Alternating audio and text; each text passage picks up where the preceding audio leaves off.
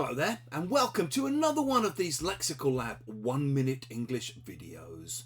If you like this video, make sure you subscribe to our YouTube channel and check out our website www.lexicallab.com to find out more about our online courses. In one of my classes the other day, I put 3 students in a breakout room and popped in to find out what they were doing.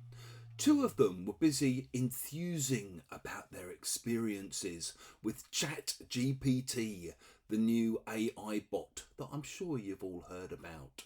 The 3rd student was sitting there quietly watching them and listening to the conversation until she finally interrupted by saying, "Sorry, can I just ask, what is it exactly you 2 are talking about?" "ChatGPT," came the reply.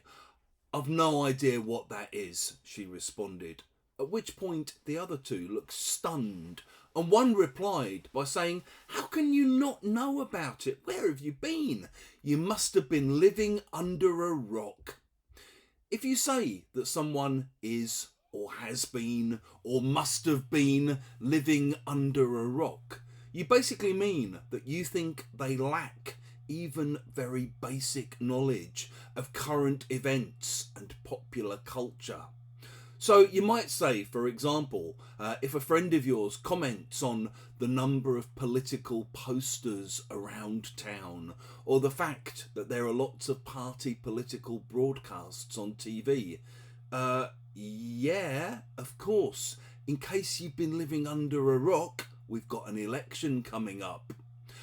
You might comment on people you know who seem oblivious to current events by saying, "It's really scary. It's like she's living under a rock or something.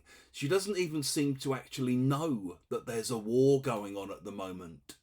And recently I sent out a link to some of my students who I found out had never seen The Handmaid's Tale, the wonderful adaptation of the Margaret Atwood novel.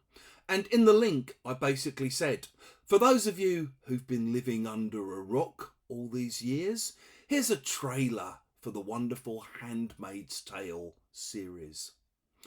If you've enjoyed this video, make sure you click the like button. Please do share it with your friends, your students, your colleagues, and in the comment section below.